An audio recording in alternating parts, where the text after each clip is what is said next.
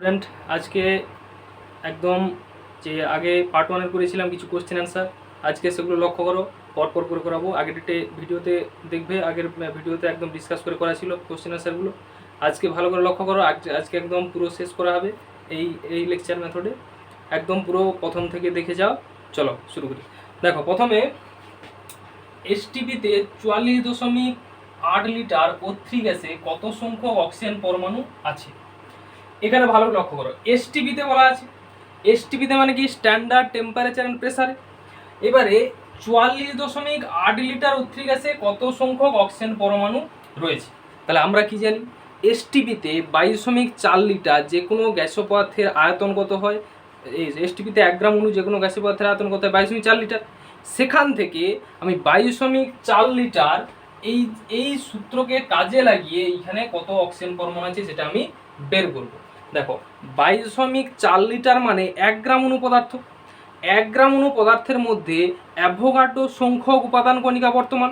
তাহলে 1 গ্রাম অণু পদার্থের মধ্যে যেহেতু অ্যাভোগাড্রো সংখ্যক উপাদান কণিকা বর্তমান, সেই 1 গ্রাম অণুকে কাজে লাগিয়ে বা 22.4 লিটার 1 গ্রাম অণুর আয়তন, তাহলে 22.4 লিটারের সঙ্গে অ্যাভোগাড্রো সংখ্যার পারস্পরিক সম্পর্ক রয়েছে। দেখো, 22.4 লিটার O3 গ্যাসে উপস্থিত অণুর সংখ্যা এত। যেহেতু 1 গ্রাম অণু যে কোনো গ্যাসীয় পদার্থের এসটিপিতে আয়তন 22.4 লিটার এবং 1 গ্রাম অণু পদার্থের মধ্যে অ্যাভোগাড্রো সংখ্যক অণু রয়েছে, এই জন্য 22.4 লিটারের সঙ্গে অ্যাভোগাড্রো সংখ্যা পরস্পর সম্পর্কযুক্ত। তাহলে 22.4 লিটার O3 গ্যাসে উপস্থিত অণুর সংখ্যা কত? 44.8 লিটারে কত হবে? 2 ইন্টু এত। যেহেতু 22.4 লিটার, এটা দ্বিগুণ করলে 44.8 লিটার হচ্ছে। তাহলে এটা দ্বিগুণ করা মানে এটা দ্বিগুণ করতে হবে, উনি ওই কিভাবে করতে পারে, 2 ইন্টু এত হয়ে গেল। এবারে অক্সিজেন পরমাণুর সংখ্যা বলা আছে। অক্সিজেন পরমাণু, একটা O3 অণুতে অক্সিজেন কতগুলো পরমাণু আছে? 3টা অক্সিজেন পরমাণু রয়েছে একটা O3 অণুতে। তাহলে একটা O3 অণুতে যদি 3টা অক্সিজেন পরমাণু থাকে, এত সংখ্যক অণুর সংখ্যা কত বেরিয়েছে? এত সংখ্যক অণু 44.8 লিটারের অণুর সংখ্যা কত? এত সংখ্যক 2 ইন্টু 6.022 ইন্টু 1023। এই সংখ্যক অণুর মধ্যে অক্সিজেন পরমাণুর সংখ্যা কত হবে? তাহলে একটা O3 অণুতে অক্সিজেন পরমাণুর সংখ্যা 3টি। এই সংখ্যক অণুর মধ্যে অক্সিজেন পরমাণুর সংখ্যা কত? গুণ করলে পেয়ে যাবো 3 ইন্টু 2 ইন্টু 6.022 ইন্টু 23। এই মানটা ক্যালকুলেশন করলে মান পেয়ে যাবো। এরপরে চলো, এরপরে কোশ্চেন, 1.8 ml জলে কত মোল জলের অণু আছে? তাহলে এখানে বলা আছে 1.8 ml জলে কত মোল জলের অণু আছে বলা আছে। দেখো, মোল বলা আছে, তাহলে মোল মানেই আমাকে মোল সংখ্যা নির্ণয় করতে হবে। মোল সংখ্যা থেকে আমি মোলে যাব। তোমাকে ml দেওয়া আছে, 1.8 ml বলা আছে। এই আয়তনের জলে কত সংখ্যক কি বলা আছে? কত মোল জলের অণু আছে বলা আছে। তাহলে মোলে আগে যেতে হবে। জলের ঘনত্ব কত জানি? 1 গ্রাম পার ml। এটা সবসময় জলের ঘনত্বটা মনে রাখবে, এটা মুখস্থ করে রাখতে হবে যে জলের ঘনত্ব হচ্ছে 1 গ্রাম পার ml। এবারে দেখো, 1.8 ml জলের ওজন কত? তাহলে যদি 1 ml জলের ভর বা ওজন 1 গ্রাম হয়, তাহলে 1.8 ml জলের ভর কত হবে? 1.8 ইন্টু 1। এটার মানে হচ্ছে এই যে কথাটা লেখা আছে 1 ml জলের ভর 1 গ্রাম। তাহলে এখানে কত ml? 1.8 ml। 1.8 ml জলের ভর কত হবে? 1.8 ইন্টু 1, এত গ্রাম। সেটা এখানে করা আছে 1.8 ইন্টু 8, তাহলে 1.8 গ্রাম ইন্টু 1, 1.8 গ্রাম। এরপরে দেখো, মোল সংখ্যা বের করছি। মোল সংখ্যাকে n দ্বারা ডিনোট করা হয়। মোল সংখ্যাকে কি দ্বারা? n দ্বারা। মোল সংখ্যা মানে কি? পদার্থের ওজন বাই তার আণবিক ওজন। পদার্থের ওজন কত আছে? 1.8। আণবিক ওজন কত? জলের আণবিক ওজন কত? 18। 2 প্লাস 16, 18 হচ্ছে। তাহলে জলের ওজন 18, 1.8 বাই 18 সমান 0.1 মোল। এবারে দেখো, 1 মোল H2O তে H2 অণুর সংখ্যা কত? 6.022 ইনটু 1023। এটা আগে থেকে জানি। 1 গ্রাম অণু পদার্থ মানে 1 মোল, তার মধ্যে অ্যাভোগাড্রো সংখ্যক উপাদান কণিকা আছে। তাহলে 1 মোল H2O তে H2 অণুর সংখ্যা এত। তাহলে এই 0.1 মোল যে বেরিয়েছে, 0.1 মোলে কত সেটাই বের করা হয়েছে। এরপরে দেখো, 0.8 গ্রাম পরমাণু লোহা বলতে কি বোঝো? 0.8 গ্রাম পরমাণু লোহা বলা আছে। তাহলে 1 গ্রাম পরমাণু লোহা বা 1 গ্রাম পরমাণু আয়রন মানে তার পারমাণবিক ওজন মানে 56 গ্রাম আয়রন। 1 গ্রাম পরমাণু কথার অর্থ হচ্ছে তার পারমাণবিক ওজনকে বোঝায়। পারমাণবিক ওজন মানে 56 গ্রাম। তাহলে 1 গ্রাম পরমাণু আয়রন মানে 56 গ্রাম আয়রন। এবারে 0.8 গ্রাম পরমাণু মানে কত গ্রাম বের করতে? তাহলে 1 গ্রাম পরমাণু 56 গ্রাম আয়রন, 0.8 গ্রাম 56 ইন্টু 0.8। একটা পেনের দাম 5 টাকা, দুটো পেনের দাম 10 টাকা, একই রকম। তাহলে গুণ করে পাচ্ছি 1 গ্রাম পরমাণু 56 গ্রাম এপি, 0.8 গ্রাম 56 ইন্টু 0.8। এরপরে কোশ্চেন দেখো, আচ্ছা, এরপরে দেখো একটি C12 পরমাণুর পরম ভর কত? একটি কার্বন 12 পরমাণুর পরম ভর কত? 12 AMU। AMU কথা কেন বলা আছে? পরম ভর কথার অর্থ হচ্ছে প্রকৃত ভর। প্রকৃত ভর চাইছে তোমাকে, তাহলে প্রকৃত ভর মানে কি? তার একক রয়েছে, যেটা AMU এককে প্রকাশ করা হয় 12 AMU। এরপরে কি বলা হচ্ছে? CO2 এর বাষ্প ঘনত্ব কত? দেখো CO2 এর বাষ্প ঘনত্ব কিভাবে বের করব? D সমান m/2, এটা সূত্র ছিল, বা m সমান 2d, এই সূত্র থেকে আসছে এখানে D সমান m/2। এবারে D বাষ্প ঘনত্ব, D সমান আণবিক ওজন কত CO2 এর? CO2 এর আণবিক ওজন বের করো, কার্বনের 12 অক্সিজেনের 32 সমান কত হবে? 44। কার্বনের পারমাণবিক ওজন 12, অক্সিজেনের 16, 16 গুণে 32, তাহলে 44। এবার 44/2 সমান কত হবে? 22। এরপরে চলো, 170 গ্রাম NH3 তে কতগুলি ইলেকট্রন আছে বলা আছে। তাহলে 170 গ্রাম NH3 তে কতগুলি ইলেকট্রন আছে, আগে বের করতে হবে NH3 এর মধ্যে কতগুলি ইলেকট্রন আছে। একটা NH3 এর মধ্যে, NH3 এর একটা অণুর মধ্যে কতগুলি ইলেকট্রন আছে সেটা আগে বের করতে হবে। তাহলে NH3 একটা অণুর মধ্যে কটা ইলেকট্রন আছে? নাইট্রোজেনের পরমাণু ক্রমাঙ্ক কত? নাইট্রোজেনের পরমাণু ক্রমাঙ্ক কত? 7। হাইড্রোজেনের পরমাণু ক্রমাঙ্ক কত? 1। তাহলে 3টা হাইড্রোজেন আছে, আর নাইট্রোজেনের 7টা আছে, 7 3 10। টোটাল তাহলে কত হচ্ছে? তুমি যদি ইলেকট্রন সংখ্যা বের করো, এখানে কি বলা আছে যে 170 গ্রাম NH3 তে কতগুলি ইলেকট্রন আছে। তাহলে প্রথমে লক্ষ্য করো যে নাইট্রোজেন আর হাইড্রোজেন 3টা, এইটা যোগফল আগে বের করতে হবে, যে একটা অণু NH3 তে কতগুলি ইলেকট্রন আছে সেটা বের করব, তারপরে আস্তে আস্তে আসবো। এবার ভালো করে লক্ষ্য করো, 17 গ্রাম NH3 তে অণুর সংখ্যা কত? 6.022 × 10^23, কারণ NH3 আণবিক ওজন হচ্ছে 17, কারণ 14 + 3, 14 + 3 17। নাইট্রোজেনের পারমাণবিক ওজন 14, হাইড্রোজেনের পারমাণবিক ওজন 1, তাহলে 14 + 3 কত হচ্ছে? 17। আর পরমাণু ক্রমাঙ্ক নাইট্রোজেনের 7 আর হাইড্রোজেনের 1, এটা পরমাণু ক্রমাঙ্ক হিসেবে পাচ্ছি। এরপরে 170 গ্রাম NH3 তে অণুর সংখ্যা কত হবে? 6.02 × 10^24 গুণ হবে, তাহলে গুণ করলে কত পাচ্ছি? 6.022 × 10^24, এটা কি নামে বের হচ্ছে। এবারে ইলেকট্রন সংখ্যা বলা আছে। ইলেকট্রন সংখ্যা মানে কি? এবারে দেখো ইলেকট্রন সংখ্যা মানে কি? দেখো এখানে কি হচ্ছে, ইলেকট্রন সংখ্যা, এখানে একটা NH3 তে কতগুলি ইলেকট্রন আছে সেটা বের করার জন্য আমাকে আগে প্রোটন সংখ্যা জানতে হবে। NH3 একটা প্রসম পরমাণু, এটা হচ্ছে পারমাণবিক ওজন বের করেছিলাম 14 + 3 17, মুছে দিলাম। এরপরে দেখো NH3 তে একটা NH3 অণুতে কতগুলি ইলেকট্রন আছে সেটা জানার জন্য আমাকে আগে প্রোটন সংখ্যা জানতে হবে। নাইট্রোজেনের প্রোটন সংখ্যা কত? 7। হাইড্রোজেনের কত? একটা হাইড্রোজেনের প্রোটন 1, তাহলে 3টা হবে 3, 7 3 10। তাহলে এখানে দেখো প্রোটন সংখ্যা যা হবে ইলেকট্রন সংখ্যা একই হবে, যেহেতু নাইট্রোজেনের পরমাণু ক্রমাঙ্ক 7, হাইড্রোজেনের পরমাণু ক্রমাঙ্ক 1, তাহলে এখানে টোটাল যোগ করো কতগুলি প্রোটন সংখ্যা হচ্ছে। তাহলে 7 + 3 সমান 10টা প্রোটন রয়েছে। কোন একটা প্রসম পরমাণুতে প্রোটন যতগুলি থাকে ইলেকট্রন ততগুলি থাকে, তাহলে কত হবে? 10টা ইলেকট্রন রয়েছে এখানে। এবারে দেখো এই যে 10টা ইলেকট্রন রয়েছে, তাহলে ইলেকট্রন সংখ্যা কিভাবে বের করব?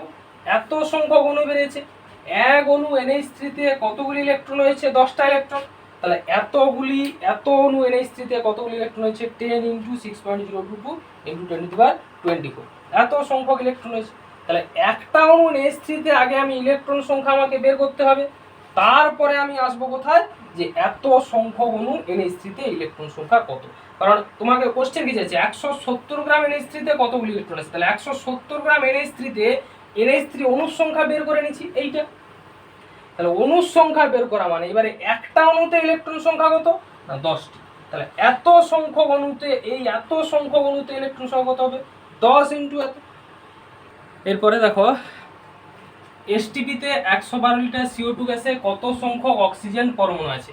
একই রকম, লিটার বলা মানে আমাকে কোথায় যেতে হবে? সেই 22.4 লিটারে, মানে STP তে আয়তনে যেতে হবে। তাহলে এখানে বলা আছে STP তে 112 লিটার CO2 গ্যাসে কত সংখ্যক অক্সিজেন পরমাণু আছে। তাহলে প্রথমে কোথায় যেতে হবে? সেই 22.4 লিটারে যেতে হবে, যেটা 1 গ্রাম অণু গ্যাসের আয়তন। চলো, 22.4 লিটার CO2 গ্যাসে অণুর সংখ্যা কত? 6.022 × 10^23, কারণ 1 গ্রাম অণু পদার্থ মানেই তার আয়তন 22.4 লিটার, এবং 1 গ্রাম অণু পদার্থে অণুর সংখ্যা কত? অ্যাভোগাড্রো সংখ্যা। তাহলে 22.4 লিটারে অ্যাভোগাড্রো সংখ্যক অণু রয়েছে। 22.4 লিটার CO2 গ্যাসে অণুর সংখ্যা এত, তাহলে 112 লিটারে কত মান বের করানো হয়েছে। তাহলে দেখো 5 × 6.022 × 10^23, এবারে একটি CO2 অণুতে অক্সিজেন পরমাণুর সংখ্যা কত? 2। একটা CO2, তাহলে অক্সিজেন পরমাণু কটা আছে? দুটো আছে একটা CO2 তে। 5 × 6 মানে এই সংখ্যক অণু, আমি তো এই সংখ্যক অণু বের করছি, তাহলে এই সংখ্যক অণুতে অক্সিজেন পরমাণুর সংখ্যা একটি CO2 তে 2, এই সংখ্যক অণুতে 2 × এত বেরিয়েছে। এরপরে বলা আছে দেখো, এটা 2008 সালে পড়েছে, এরপর 2009 সালে SO2 এর বাষ্প ঘনত্ব কত? SO2 এর তাহলে আণবিক ওজন বের করো সেই CO2 এর মতো। সালফারে কত পারমাণবিক ওজন? সালফার হচ্ছে 32 প্লাস অক্সিজেনে কত 16 × 2 সমান 64। এবার 64 কে এটা তার আণবিক ওজন, এটা m বের হলো। এবারে d সমান কি জানি m/2, তাহলে 64/2 সমান 32। তাহলে বাষ্প ঘনত্ব কত হবে? 32 বের হবে SO2 এর বাষ্প ঘনত্ব। এরপরে দেখো 2.8 গ্রাম C2H4 এর STP তে আয়তন কত? 2.8 গ্রাম C2H4 বলা আছে। C2H4 মানে ইথিলিন, এর কি বলা আছে? STP তে আয়তন কত? তাহলে আমরা কি জানি STP আয়তন মানে হচ্ছে তার আণবিক ওজনের সঙ্গে সম্পর্কযুক্ত 1 গ্রাম অণু পদার্থের STP তে আয়তন 22.4 লিটার। 1 গ্রাম অণু মানে কি? আণবিক ওজন। তাহলে আণবিক ওজন, ওই যে আণবিক ওজন যে ভর পাবো, ওই ভর সম্পন্ন পদার্থের আয়তন STP তে কত হবে? 22.4 লিটার হবে। ভালো করে শুনো, 1 গ্রাম অণু পদার্থ সেটা STP তে কত আয়তন দখল করে? 22.4 লিটার। এবারে 1 গ্রাম অণু পদার্থ তার আণবিক ওজন বা আণবিক ভরযুক্ত পদার্থকে বোঝায়। তাহলে 1 গ্রাম অণু যেহেতু আয়তন 22.4 লিটার এবং 1 গ্রাম অণু যেহেতু তার আণবিক ভরকে বোঝায়, তাহলে আণবিক ভর যত গ্রাম হবে তার আয়তন হবে 22.4 লিটার। এবারে দেখো 2.8 গ্রাম C2H4 STP তে আয়তন কত? 28 গ্রাম। তাহলে C2H4 এর আগে আণবিক ভর বের করতে হবে।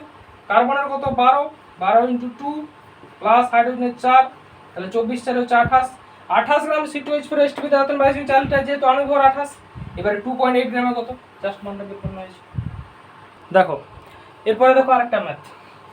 STP তে একটি গ্যাসের 1 গ্রামের আয়তন 280 ml, ওই গ্যাসের আপেক্ষিক আণবিক ভর নির্ণয় করো। মানে তোমাকে আণবিক ভর নির্ণয় করতে চাইছে। এটা কিসে দেওয়া আছে? আয়তনটা 280 ml এ দেওয়া আছে। আমরা সবসময় কি জানি? আণবিক ওজন যত গ্রাম হয় যে কোনো পদার্থের, তার আয়তন কত হবে? 22.4 লিটার। তাহলে 22.4 লিটার সমান 22,400 ml। 22.4 লিটার সমান 22,400 ml। তাহলে দেখো 280 ml গ্যাসের ভর 1 গ্রাম, যেহেতু 1 গ্রামের আয়তন 280 ml, তাহলে ব্যাকে লিখতে পারি 280 ml আয়তন 1 গ্রাম। 22,400 ml আয়তন কত? 280 ml এর ভর 1 গ্রাম, তাহলে 22,400 ml এর ভর কত হবে? 80 গ্রাম। এবারে একটু আগে কি বললাম যে আণবিক ভর সবসময় কি হবে? আণবিক ভর সম্পন্ন যে কোনো পদার্থের STP তে আয়তন কত হবে? 22.4 লিটার। তাহলে 22.4 লিটার 1 গ্রাম অণু যে কোনো পদার্থের আয়তন STP তে। 1 গ্রাম অণু পদার্থ মানে তার আণবিক ভরকে বোঝায়।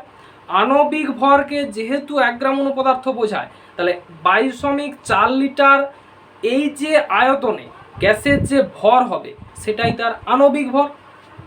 তাহলে দেখো 280 ml গ্যাসের ভর 1 গ্রাম, 22.4 লিটারকে আমি 22,400 ml কনভার্ট করা হয়েছে। 22,400 ml গ্যাসের ভর কত হবে? 80 গ্রাম। তাহলে যেহেতু 22,400 ml 1 গ্রাম অণু গ্যাসকে বোঝায় এবং 1 গ্রাম অণু গ্যাস মানে তার আণবিক ভর, তাহলে এই আয়তনের মধ্যে গ্যাসের ভরটা যত পাবো সেটাই তার আণবিক ভর হবে 80 গ্রাম। তাহলে আণবিক ভর কত হবে? 80, যেহেতু আণবিক ভর একক নেই, নামটা উঠে যায়। এরপরে 200 mg CO2 থেকে 10⁻21 সংখ্যক অণু অপসারিত করা হলে কত সংখ্যক CO2 অণু পড়ে থাকবে? তাহলে আগে আমাকে কি বের করতে হবে? 200 mg CO2 তে অণুর সংখ্যা কত সেটা আগে বের করতে হবে, তারপরে আমি তো অপসারিত করব। আগে বের করতে হবে 200 mg CO2 তে অণুর সংখ্যা কত। 200 mg CO2 থেকে এত সংখ্যক অণু অপসারিত করা হয়েছে, মানে এত সংখ্যক অণুকে বাইরে বের করানো হয়েছে। তাহলে এর মধ্যে আগে কত অণু আছে সেটা তো আমি জানি, তবে তো বের করব। দেখো 200 mg মানে 0.2 গ্রাম। এবারে 44 গ্রাম CO2 তে অণুর সংখ্যা এত, মানে কি কার্বন ডাইঅক্সাইডের আণবিক ওজন কত? 44। আর আমরা কি জানি? আণবিক ওজন মানে 1 গ্রাম অণু পদার্থ, 1 গ্রাম অণু পদার্থের মধ্যে অ্যাভোগাড্রো সংখ্যক উপাদান কণিকা আছে। তাহলে আণবিক ওজন যত গ্রাম হবে সেই ভর সম্পন্ন পদার্থের মধ্যে অণুর সংখ্যা কত? অ্যাভোগাড্রো সংখ্যক। তাহলে 44 গ্রাম CO2 তে অণুর সংখ্যা অ্যাভোগাড্রো সংখ্যক, যেহেতু আণবিক ওজন 44, কার্বন ডাইঅক্সাইডের কত মিলিগ্রাম থেকে কত গ্রাম কনভার্ট করেছিলাম? 0.2 গ্রাম। 0.2 গ্রামের অণুর সংখ্যা কত বের করে নিলাম ঐকিক নিয়মের মাধ্যমে একদম। এরপরে দেখো তাহলে অণুর সংখ্যা পেয়ে গেছি কত গ্রামের মধ্যে? 0.2 গ্রামের মধ্যে, তোমাকে আমি কি বলেছিলাম যে 0.2 গ্রামের মধ্যে বা 200 মিলিগ্রামের মধ্যে আমি অণুর সংখ্যা পেলে তার থেকে আমি এই অণুটা বিয়োগ করে দিলে তবে আমি পেয়ে যাব কত সংখ্যক CO2 অণু বাকি পড়ে থাকবে। তাহলে অবশিষ্ট CO2 অণুর সংখ্যা অর্থাৎ CO2 অণু কতটা পড়ে আছে এইটা বের করানোর পর বিয়োগ করে দিতে হবে। যত বেরিয়েছে তার থেকে 10⁻21 বিয়োগ করে দিলে কি বেরিয়ে যাবে, অণুর সংখ্যা অবশিষ্ট পড়ে থাকে। এরপর দেখো পরের ম্যাথে চলে যায়। 0 ডিগ্রি সেন্টিগ্রেড উষ্ণতা 1 atm চাপ, মানে কিসে দেওয়া আছে এসটিপি, একটি গ্যাসের এত লিটার আয়তনে অণুর সংখ্যা কত। তাহলে তোমাকে আমরা কি জানি এসটিপিতে 22.4 লিটার আয়তন অণু সংখ্যা অ্যাভোগাড্রো সংখ্যক, সেটা লেখা আছে 22.4 লিটার অণু সংখ্যা অ্যাভোগাড্রো সংখ্যক, এত লিটারে কত, একদম ইজি বের করা আছে। পরে দেখো 0.5 মোল SO2 তে কতগুলি অক্সিজেন পরমাণু আছে। তাহলে 0.5 মোল SO2 তে কতগুলি অক্সিজেন পরমাণু আছে বলা আছে। 0.5 মোল, 1 মোল SO2 তে 1 মোল যে কোনো পদার্থে অণুর সংখ্যা কত, অ্যাভোগাড্রো সংখ্যক। তাহলে 1 মোলে অ্যাভোগাড্রো সংখ্যক অণু আছে 1 মোল SO2 তে, 0.5 মোলে কত সেটাকে বের করব। তারপরে সেই অণুর মধ্যে কতগুলি অক্সিজেন পরমাণু আছে সেটা বের করতে হবে। তাহলে দেখো 0.5 মোল SO2 তে কতগুলি অক্সিজেন পরমাণু আছে, 1 মোল SO2 তে অণুর সংখ্যা কত, এত, অ্যাভোগাড্রো সংখ্যক, 0.5 মোল কত বের করা হয়েছে। পরে কি অক্সিজেন পরমাণুর সংখ্যা, তাহলে একটা SO2 অণুতে অক্সিজেন পরমাণু কতগুলো আছে, দুটো আছে। এক কত অণুর সংখ্যা কত পেয়েছি 0.5 মোলে, এত সংখ্যক অণু পেয়েছি। তাহলে একটা SO2 অণুতে যেহেতু দুটি পরমাণু আছে, এত সংখ্যক অণু SO2 তে 2 ইনটু এত সংখ্যক পরমাণু রয়েছে, জাস্ট গুণ করা হয়েছে। এরপর হচ্ছে মৌলগুলির আপেক্ষিক পারমাণবিক ভর প্রকাশ করার জন্য কার্বনের কোন আইসোটোপটি ব্যবহৃত হয়। এটা কত সালে পড়েছে, 2010 সালে। সবসময় বলছি সাল পেপারগুলো এদিকে দেওয়া থাকবে, এগুলো সালের নাম্বারগুলো দেওয়া থাকবে, দেখে নেবে, এগুলো সবসময় বলা সম্ভব নয়, দেখে নেবে নিজেরা। তাহলে এখানে দেখো মৌলগুলির আপেক্ষিক পারমাণবিক ভর প্রকাশ করার জন্য কার্বনের কোন আইসোটোপটি ব্যবহৃত হয়। সবসময় জানবে 6C12 এই আইসোটোপটি ব্যবহার করা হয়। এরপরে আছে গেলুসাকের গ্যাস আয়তন সূত্রটি বিবৃত করো। গেলুসাকের গ্যাস আয়তন সূত্রটি বিবৃত করো, এটা হচ্ছে 2010 সালে পড়েছে, এটা দেখে নেবে, আগে পড়ানো হয়েছে। এরপরে দেখো একটি গ্যাস মিশ্রণে O2 এবং N2 এর ওজন হিসাবে 1:4 অনুপাতে আছে, মিশ্রণের গ্যাসগুলির অণু সংখ্যার অনুপাত গণনা করো। তাহলে তোমাকে একটা গ্যাস মিশ্রণ দেওয়া আছে যাতে অক্সিজেন এবং নাইট্রোজেন ওজন হিসাবে 1:4 অনুপাতে রয়েছে, মিশ্রণে গ্যাসগুলির অণু সংখ্যার অনুপাত বের করতে হবে। তাহলে আগে মিশ্রণে গ্যাসগুলি কত অণু করে আছে সেই অণুর সংখ্যা বের করব, তারপর অনুপাত বের করব। দেখো মিশ্রণের ওজন ধরা আছে W গ্রাম, তাহলে টোটাল মিশ্রণ রয়েছে, মিশ্রণ ওজনটা কত ধরা আছে W গ্রাম। তাহলে O2 এর ওজন W/5, কারণ কি W/5 কোথা থেকে আসছে এটা একটু দেখতে হবে। তাহলে অক্সিজেনের ওজন, মিশ্রণের ওজন ধরেছি W, আর অক্সিজেনের ওজন কত বলা আছে, ওজন অনুপাত কত বলা আছে 1:4 অক্সিজেন নাইট্রোজেনের। তাহলে ওজন অনুপাত থেকে আমি এখানে কি বলতে পারি যে5 গ্রামের মধ্যে অক্সিজেন কত আছে 1 গ্রাম। তাহলে 1 গ্রামের মধ্যে অক্সিজেন কত আছে 1/5 গ্রাম, W গ্রামের মধ্যে অক্সিজেন কত আছে W/5 গ্রাম, এটা অক্সিজেনের ক্ষেত্রে। টোটাল অনুপাতটা 1:4, তাহলে দুটো অনুপাতকে যোগ করো, কত হচ্ছে 5 হচ্ছে। তাহলে টোটাল ওজন কত 5 গ্রাম, গ্রামে ধরলে 5 গ্রামের মধ্যে অক্সিজেন কত আছে 1 গ্রাম, এখানে গ্যাস মিশ্রণ কত বলা আছে W গ্রাম। তাহলে 5 গ্রামে অক্সিজেন আছে 1 গ্রাম, 1 গ্রামে কত 1/5, W গ্রামে W/5, জাস্ট ওই কিনে বের করা হয়েছে। এরপরে নাইট্রোজেনের ওজন ঠিক একই রকম ভাবে, নাইট্রোজেনের ক্ষেত্রে কি হবে একই রকম, 5 গ্রামে আছে 4 গ্রাম, 1 গ্রামে কত 4/5 গ্রাম, W গ্রামে কত 4W/5 গ্রাম, এটা নাইট্রোজেনের ক্ষেত্রে বের করা হয়েছে। তাহলে এখানে অনুপাতটা আগে হিসাব করানো হয়েছে, তারপরে কি করা হয়েছে মিশ্রণের ওজন থেকে তার ওজন কতটা রয়েছে মিশ্রণে অক্সিজেন এবং নাইট্রোজেন সেই ওজনটা বের করা হয়েছে। মিশ্রণের মধ্যে নাইট্রোজেন রয়েছে 4W/5 গ্রাম, অক্সিজেন রয়েছে W/5 গ্রাম। এবারে দেখো অক্সিজেনের মোল সংখ্যা, এরপরে আসছে মোল সংখ্যাতে ওজন বাই আণবিক ওজন। অক্সিজেনের ওজন কত বেরিয়েছে W/5 মিশ্রণে, তার আণবিক ওজন 32 দিয়ে মোল সংখ্যা পেয়েছে। এরপরে দেখো নাইট্রোজেনের মোল সংখ্যা, নাইট্রোজেনের মোল সংখ্যা কত ওজন বাই তার আণবিক ওজন, নাইট্রোজেনের কত 4W/5 ওজন বের করেছি মিশ্রণে, তাহলে ওজনটা উপরে বসবে, বাই আণবিক ওজন কত 28 নিচে বসানো হয়েছে। নাইট্রোজেন একটা নাইট্রোজেনের পারমাণবিক ওজন 14, দুটো নাইট্রোজেনের পরমাণু আছে 14 × 28, একটা অক্সিজেনের পারমাণবিক ওজন 16, দুটো অক্সিজেন আছে 16 × 32 আণবিক ওজন, এগুলো সব শিখেছি আগে। তাহলে এরপরে দেখো এটা কি বেরোলো, এইটা বেরোলো অক্সিজেনের মোল সংখ্যা, এইটা বেরোলো নাইট্রোজেনের মোল সংখ্যা। 1 মোল অক্সিজেনে অণু সংখ্যা কত? 1 মোল অক্সিজেনে অণু সংখ্যা অ্যাভোগাড্রো সংখ্যা, 1 মোল নাইট্রোজেন অণু সংখ্যা অ্যাভোগাড্রো সংখ্যা। তাহলে 1 মোল অক্সিজেনে অণু সংখ্যা যদি অ্যাভোগাড্রো সংখ্যা হয়, W/160 মোলে অণু সংখ্যা কত? অ্যাভোগাড্রো সংখ্যা ইনটু W/160। এবার নাইট্রোজেনের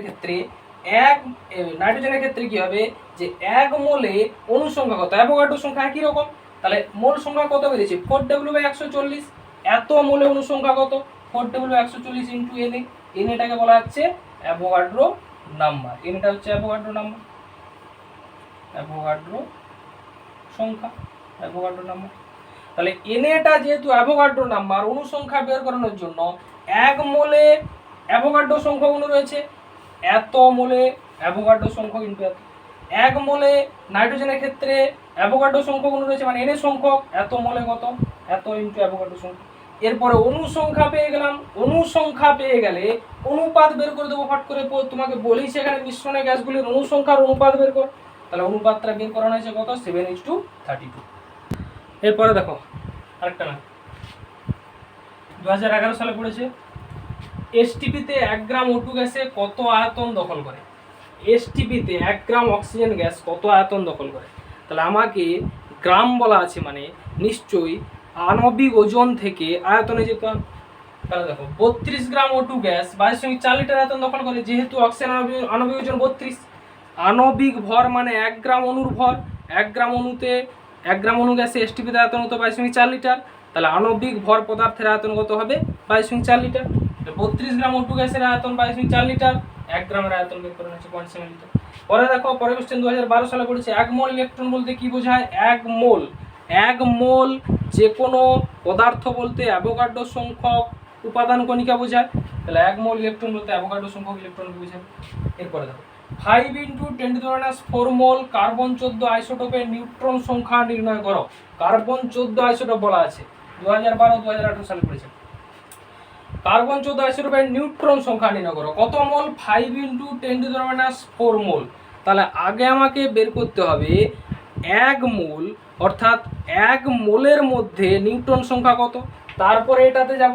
তাহলে দেখো একটি কার্বন 14, আগে একটি কার্বন 14 পরমাণুতে নিউট্রন সংখ্যা কত সেটা বের করতে হবে, তারপর আস্তে আস্তে মোলে যাব, তারপর অণু সংখ্যাতে যাব, দিয়ে বের করতে হবে। একটা কার্বন 14 আইসোটোপের নিউট্রন সংখ্যা, যেহেতু এটা তার ভর সংখ্যা, কার্বনের আমরা কি জানি প্রোটন সংখ্যা 6, তাহলে ভর সংখ্যা থেকে প্রোটন সংখ্যা বাদ দিলে 14 - 6 সমান 8 পাবো নিউট্রন সংখ্যা। দেখো সেটাই করা আছে, ভর সংখ্যা মাইনাস প্রোটন সংখ্যা সমান নিউট্রন সংখ্যা। 1 মোল C14তে পরমাণুর সংখ্যা অ্যাভোগাড্রো সংখ্যা, আমরা কি জানি 1 মোল যে কোনো পদার্থে তার পরমাণুর সংখ্যা বা অণু সংখ্যা কত হয়? অ্যাভোগাড্রো সংখ্যা হয়। তাহলে 1 মোল কার্বন 14 যেহেতু পরমাণুতে রয়েছে, এই জন্য পরমাণুতে পরমাণুর সংখ্যা কত হবে? এত। 1 মোল C14 এটা কি? পরমাণু, এই জন্য তার মধ্যে পরমাণু সংখ্যা বলা আছে অ্যাভোগাড্রো সংখ্যা। যদি এটা অণু হিসাবে থাকতো, তার মধ্যে অণুর সংখ্যা বলা থাকতো অ্যাভোগাড্রো সংখ্যা। তাহলে এখানে C14তে পরমাণুর সংখ্যা অ্যাভোগাড্রো সংখ্যা। 1 মোলে যদি অ্যাভোগাড্রো সংখ্যক পরমাণু থাকে, কত মোল বলা আছে? 5 × 10⁻⁴ মোল। তাহলে 5 × 10⁻⁴ মোল C14, আর C14তে পরমাণুর সংখ্যা গুণ করে দিতে হবে, গুণ করলে পেয়ে যাবে। এবার নিউট্রন সংখ্যা কিরকম বের করব? আমি পেয়ে গেছি পরমাণু সংখ্যা, একটা C14 পরমাণুতে নিউট্রন সংখ্যা কত? 8টি। তাহলে এত পরমাণুতে নিউট্রন সংখ্যা কত? 8 দিয়ে গুণ করে দিলে বেরিয়ে যাবে। দেখো এরপরে লক্ষ্য করো, প্রমাণ করো m = 2D। এটা 2012 সালে পড়েছে, এটা করে দেওয়া আছে দেখি। এরপরে কোশ্চেন, একটি মিশ্রণে O2 ও N2 এর 1:7 ওজন অনুপাতে আছে, তাদের অণু সংখ্যার অনুপাত গণনা করো। জাস্ট এর আগে অঙ্কটা করিয়েছি, একটু আগে অঙ্কটা করিয়েছি, ভালো করে দেখে নেবে। সেই অঙ্কের মতো একই টাইপ মিশ্রণের ওজন প্রথমে ধরা আছে W গ্রাম, অক্সিজেনের মোল সংখ্যা বের করা আছে W/256, একই রকম ভাবে নাইট্রোজেনের মোল সংখ্যা ধরা আছে W/32, একই রকম ভাবে অক্সিজেন অণু সংখ্যা এইটা বের করা আছে অ্যাভোগাড্রো সংখ্যা দিয়ে গুণ করে, মোল সংখ্যাকে অ্যাভোগাড্রো সংখ্যা দিয়ে গুণ করে অণু সংখ্যা বের করে অণু সংখ্যা পাওয়া যায়। নাইট্রোজেন অণু সংখ্যা সেই মোল সংখ্যাকে অ্যাভোগাড্রো সংখ্যা দিয়ে গুণ করা হয়েছে। এবারে অণু সংখ্যার অনুপাত বের করানো হয়েছে 1:8। জাস্ট ডিটো একদম আগের অঙ্কটার মতো। প্রথমে ওজন ধরা হয়েছে, ওজনের পর মিশ্রণে কতটা অক্সিজেন আছে সেটা বের করানো হয়েছে W/8 গ্রাম, কারণ টোটাল 7 আর 1 যোগ করলে 8 হয়। তাহলে 8 গ্রামের মধ্যে 1 গ্রাম অক্সিজেন আছে, 1 গ্রামে কত 8 গ্রামের মধ্যে 1 গ্রাম অক্সিজেন অনুপাতে 1 গ্রামে কত 1/8, W গ্রামে কত W/8, যেহেতু মিশ্রণের টোটাল ওজন W গ্রাম। এরপরে আছে W/8, এবারে তার মোল সংখ্যা, ওজন আণবিক ওজন W/56, একই রকম ভাবে এটা বের করা হয়েছে। 8 গ্রামে আছে 7 গ্রাম, 1 গ্রামে কত আর তোমার W গ্রামে কত দিয়ে বের করানো হয়েছে। মোল সংখ্যা, ওজন আণবিক ওজন বের করানো হয়েছে। এরপর অণু সংখ্যা বের করানো হয়েছে, মোল সংখ্যাকে অ্যাভোগাড্রো সংখ্যা দিয়ে গুণ করলে অণু সংখ্যা পাওয়া যায়, জাস্ট আগের অঙ্কটার মতো অণু সংখ্যার অনুপাত বের করানো হয়েছে। এরপর অঙ্ক দেখো, 25.4 গ্রাম আয়োডিন ও 14.2 গ্রাম ক্লোরিন, 25.4 গ্রাম আয়োডিন, 14.2 গ্রাম ক্লোরিন বিক্রিয়া করে ICl ও ICl3 এর মিশ্রণ তৈরি করে। মিশ্রণে ICl ও ICl3 এর মোলের অনুপাত নির্ণয় করে। তাহলে আগে আমাকে মোল সংখ্যা বের করতে হবে, তারপরে আমি মোলের অনুপাতে আসব। দেখো, প্রথমে আয়োডিন এবং ক্লোরিনের ভর দেওয়া আছে, দুটো বিক্রিয়া করছে, বিক্রিয়া করার পর একটা মিশ্রণ তৈরি করছে, মিশ্রণে এদের মোলের অনুপাত নির্ণয় করতে বলছে। প্রথমে চলে আসো, আয়োডিন এবং ক্লোরিনের পারমাণবিক ওজন দেওয়া আছে 35.5, 127। আয়োডিনের মোল সংখ্যা কত হবে, ওজন বাই আণবিক ওজন 25.4 বাই আণবিক ওজন I2, আয়োডিন I2 অণু, তাহলে একটা যদি 127 হয়, পারমাণবিক ওজন যদি 127 হয়, দুটো আছে পরমাণু, তাহলে 127 × 2 সমান 254। এটা হচ্ছে আয়োডিনের বেরিয়ে গেল আণবিক ওজন। আয়োডিন I2, একটা আয়োডিনের পারমাণবিক ওজন মানে আয়োডিনের পরমাণু ওজন কত 127, তাহলে দুটো পরমাণু ধরে একটা অণু, অর্থাৎ আণবিক ওজন হবে 127 × 2 254। এরপরে চলে আসো ক্লোরিন, একই রকম ভাবে Cl2 হিসাবে থাকে ক্লোরিন, তাহলে একটা যদি 35.5 হয়, একটা ক্লোরিনের পারমাণবিক ওজন, ক্লোরিন অণু দুটো ক্লোরিন পরমাণু দ্বারা গঠিত, তাদের আণবিক ওজন কত হবে 35.5 × 2 সমান 71। তাহলে ওজন বাই আণবিক ওজন মোল সংখ্যা পেয়ে গেছি 0.1 0.2। এরপরে দেখো I2 + 2Cl2 রিঅ্যাকশন চলছে, I2 + 2Cl2, তার থেকে ICl + ICl3 তৈরি হবে।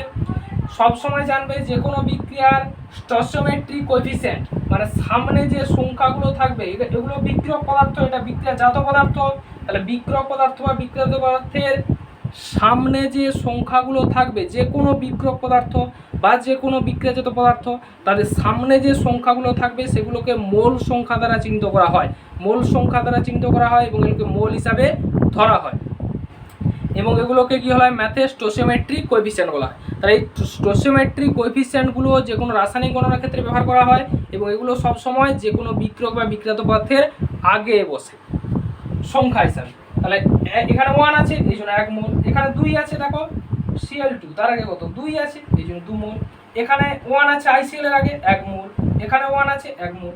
এবারে এখানে কত মোল বলেছে ভালো করে লক্ষ্য করো, 0.1 মোল কার আয়োডিনের, ক্লোরিনের কত মোল বেরিয়েছে 0.2, তাহলে 0.1 মোল এর সঙ্গে 0.2 মোল এর সঙ্গে 0.1 মোল 0.1, কারণ 1 মোল 2 মোলের সঙ্গে বিক্রিয়া করে 1 মোল 1 মোল তৈরি করছে, তাহলে নিশ্চয়ই 0.1 মোল 0.2 মোলের সঙ্গে বিক্রিয়া করে 0.1 মোল এবং 0.1 মোল তৈরি করবে। যেহেতু 1 মোলের ডবল 2 মোল এবং এখানে 1 মোল 1 মোল আছে, তাহলে নিশ্চয়ই 0.1 মোল 1 মোল I2 সঙ্গে 0.2 মোল বিক্রিয়া করে 0.1 মোল ICl 0.1 মোল ICl3 তৈরি করে। তাহলে ICl ও ICl3 এর অনুপাত কত হচ্ছে, এই মোল সংখ্যা দ্বারা যদি হিসাব করি কত অনুপাত হচ্ছে 0.1:0.1 সমান 1:1।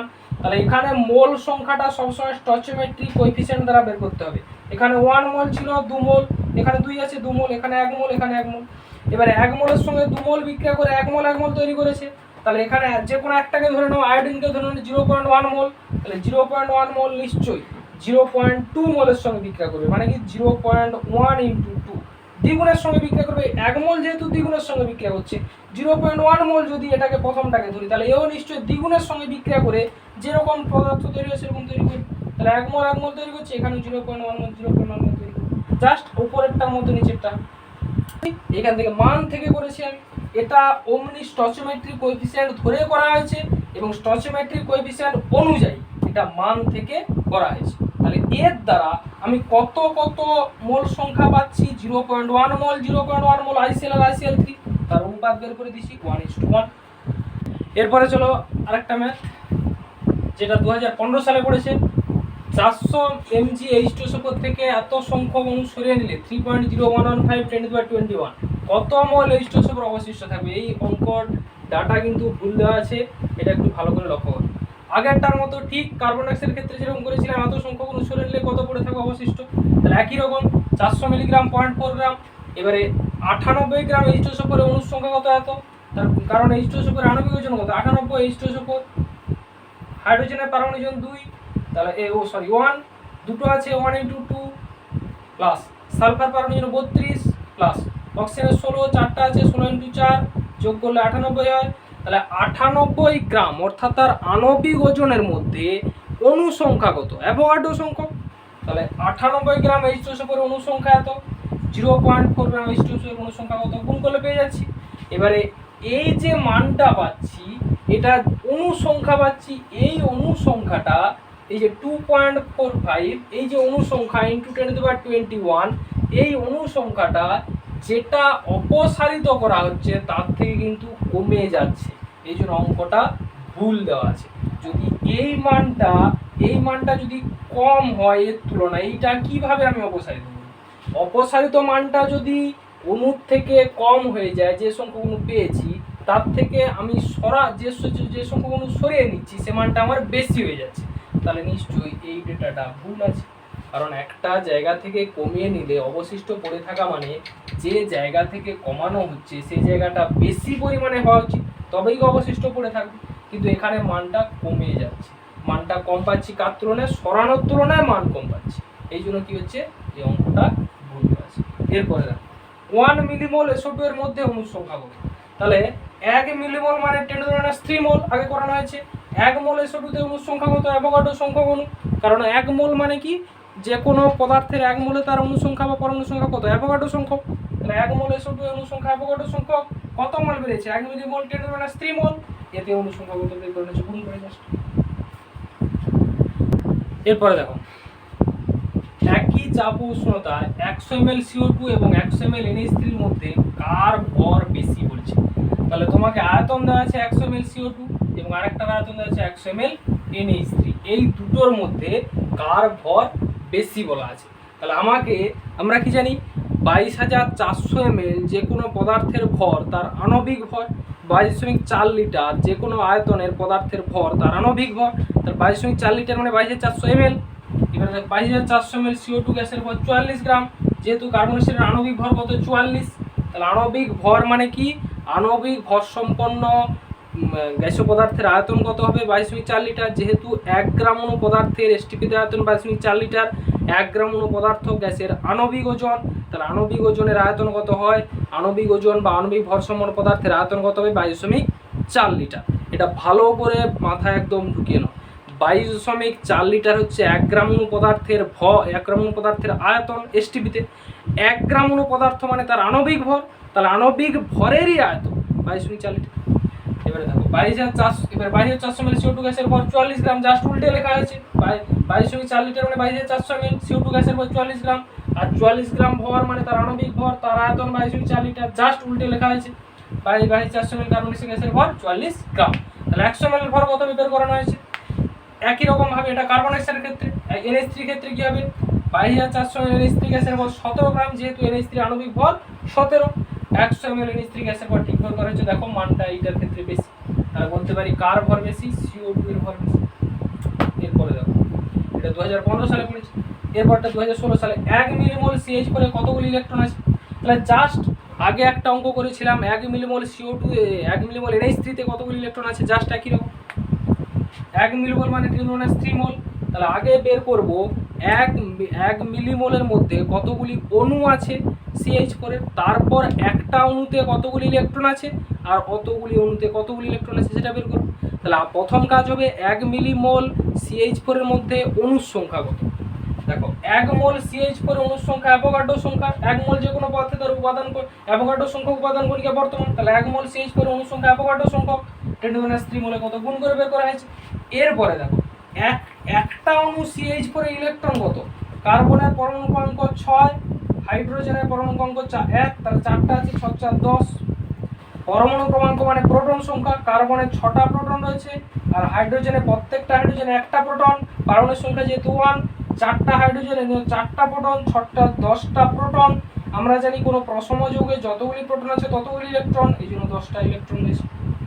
তাহলে এবারে দেখো, তাহলে একটা অণু CH4 এর ইলেকট্রন সংখ্যা কত? 10।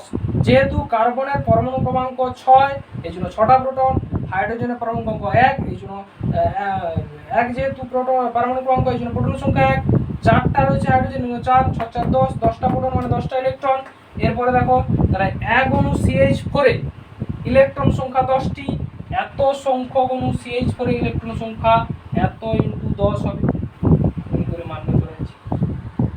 দেখো এরপরে চলো, হাইড্রোজেন অক্সিজেন দুটি যৌগে যথাক্রমে 42.9%, 27.3% হাইড্রোজেন আছে। তাহলে হাইড্রোজেন অক্সিজেন এই দুটো মিলিত হয়ে যে দুটো যৌগ গঠন করেছে তাতে হাইড্রোজেন কত পার্সেন্ট করে আছে? 42.9%, আর একটাতে আছে 27.3%। তাহলে দুটো মিশ্রণ ঘটে দুটো যৌগ তৈরি করেছে, তাতে হাইড্রোজেন আছে এত পার্সেন্ট এত পার্সেন্ট। তোমাকে বলছে গুণানুপাত সূত্র সমর্থন করে কিনা এর সাপেক্ষে বলতে হবে। তাহলে আমি দুটো যৌগ ধরেছি, একটা এ আর একটা বি। এ যৌগে 42.9 গ্রাম হাইড্রোজেন যুক্ত হয়েছে, কাজ কত কত পরিমাণ তোমার অক্সিজেনের সঙ্গে? 57.1। কারণ 100 থেকে 42.9 বিয়োগ করলে কত হচ্ছে? 57.1 হচ্ছে। তাহলে 100 টোটালটা তো 100, হাইড্রোজেন অক্সিজেন মিলে 100। তাহলে এখানে হাইড্রোজেনের পার্সেন্টেজ আছে, অক্সিজেনটাও 100 থেকে বিয়োগ করলে পেয়ে যাবে।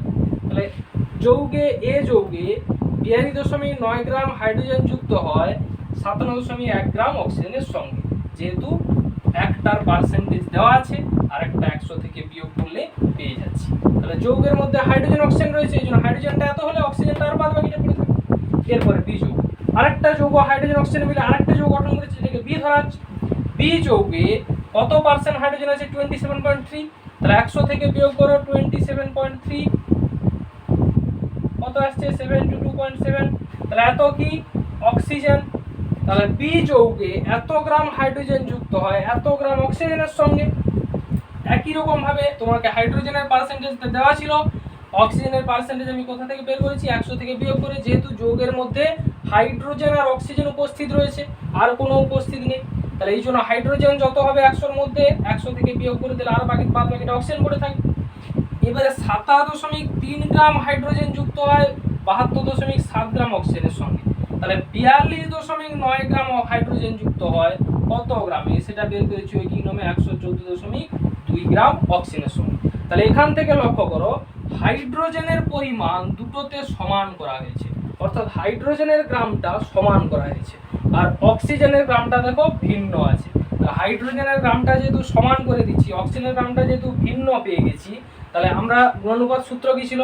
যে কোনো দুটি মৌল দ্বারা গঠিত যৌগে একটা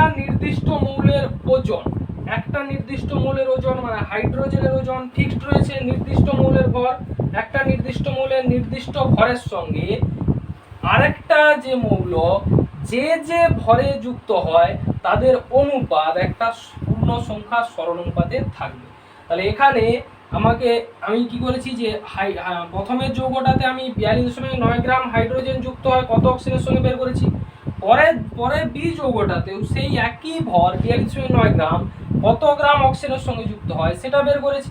তাহলে দেখা যাচ্ছে হাইড্রোজেনের আমি ওজনটা একই রেখেছি, অর্থাৎ একটি নির্দিষ্ট মৌলের নির্দিষ্ট ভরের সঙ্গে আর অন্য মৌলটা মানে অক্সিজেনের যে আলাদা আলাদা ভর যুক্ত হয়, আলাদা আলাদা ভর কি পেয়েছি? একটা 57.1 আর একটা 114.2। যে আলাদা আলাদা ভর যুক্ত হয় তাদের অনুপাত একটা নির্দিষ্ট পূর্ণ সংখ্যা সরল অনুপাতে থাকবে, তবে গিয়ে বলবো গুণানুপাত সূত্রটি সমর্থন করে। তাহলে এবারে দেখো, এর ভিন্ন ভিন্ন আমি পেয়েছি ওজন 57.1, 114.2, তাদের অনুপাত বের করেছি ভরের অনুপাত। দেখো একটা পূর্ণ সংখ্যা সরল অনুপাত চলে আসছে।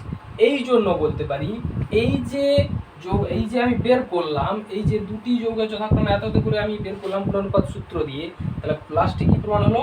যেহেতু পূর্ণ সংখ্যা সরল অনুপাত ওই অপর মৌলের ভিন্ন ভিন্ন ভর, তাহলে গুণানুপাত সূত্রটি সমর্থন করছে। কারণ কি, একটা নির্দিষ্ট মৌলের একটা নির্দিষ্ট ভরের সঙ্গে অন্য যে মৌলটা রয়েছে তার আলাদা আলাদা ভর যে অনুপাতে যুক্ত হচ্ছে সেটা একটা নির্দিষ্ট পূর্ণ সংখ্যার সরলানুপাতে থাকবে, তবে গিয়ে বলবো গুণানুপাত সূত্রটি সমর্থন করছে। এখানে সবগুলোই আছে একই রকম ভাবে, এই জন্য গুণানুপাত সূত্র সমর্থন হচ্ছে। চলো আজকে এই পর্যন্তই থাক, এরপরে আবার পরের ভিডিওতে দেখবেন। নেক্সট ভিডিওটি একদম ভালো করে লক্ষ্য করে রাখো, পুরো ডিটো ক্লিয়ার করা হচ্ছে, তোমাদের যা যত ডাউট ছিল সব কিছু ক্লিয়ার করা হবে। পরের নেক্সট ভিডিওতে একদম পুরো কোশ্চেন অ্যান্সার সহ আরও কিছু করা হবে, দিয়ে ভিডিও আপলোড করা হবে। এরপরে পার্ট 2-তে যাব। চলো আজকে এই পর্যন্ত থাক, থ্যাংক ইউ।